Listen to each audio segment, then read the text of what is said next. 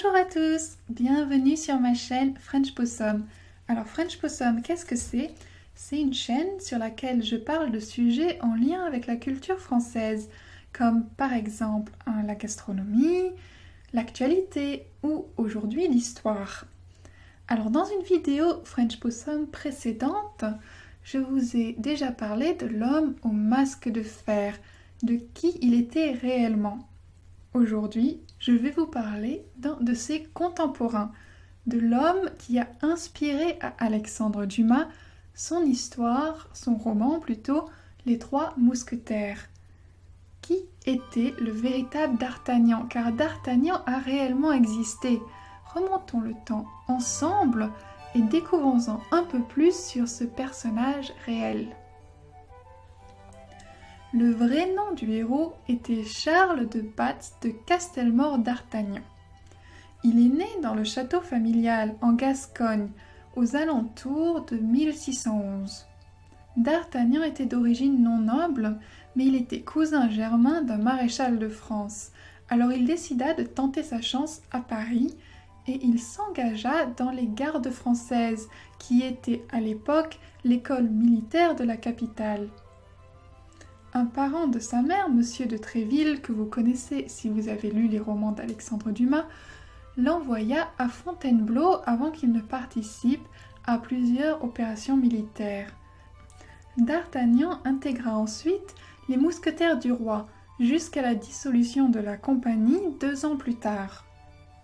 Par la suite, pendant la période de la Fronde, qui est une période très troublée en France où certains nobles se sont rebellés contre le roi Louis XIV, D'Artagnan rencontre justement le roi qui est alors simplement un enfant mais qui va de plus en plus lui confier des missions importantes et secrètes.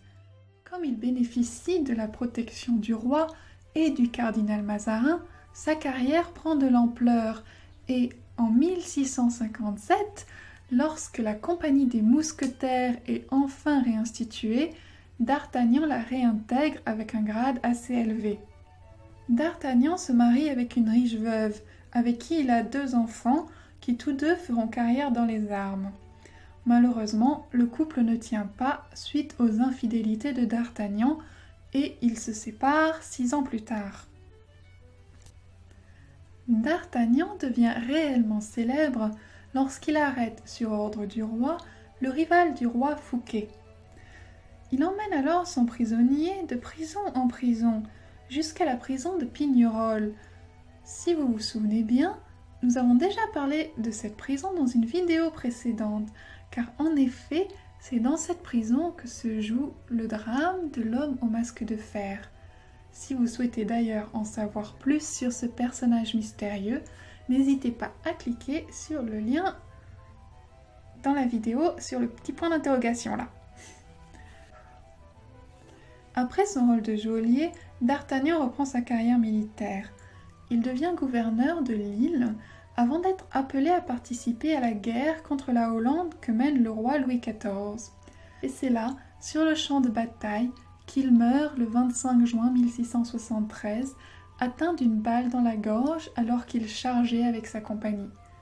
Le brave, le loyal mousquetaire est enterré dans un endroit inconnu, peut-être près de la ville de Maastricht, où il est tombé. De nombreuses rues et statues ont été dédiées à D'Artagnan, mais c'est la trilogie d'Alexandre Dumas sur ses aventures avec les 3 mousquetaires, Athos, Porthos et Aramis, qui ont fait de lui un personnage célèbre dans le monde entier. Alors qu'est-ce qui, dans les romans, est différent, ou plutôt est vrai, et correspond à la réalité ? Eh bien, le romancier respecte dans cette trilogie les origines gasconnes, la date et le lieu également de la mort de D'Artagnan.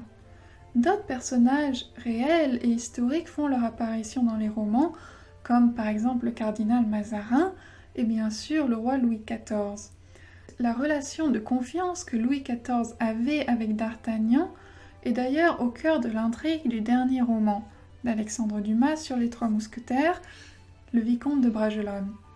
Cependant, Dumas prend de nombreuses libertés historiques, et notamment il situe l'histoire de D'Artagnan 15 ans avant la date de sa naissance.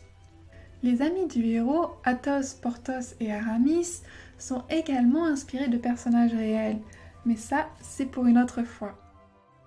Merci beaucoup d'avoir regardé cette vidéo, j'espère qu'elle vous a plu. Si elle vous a plu, abonnez-vous à la chaîne en cliquant sur le bouton qui apparaît sur votre écran. Je vous retrouve la semaine prochaine pour une autre vidéo. En attendant, vous pouvez me suivre sur les réseaux sociaux, Twitter, Pinterest et Facebook. À très vite, bye bye.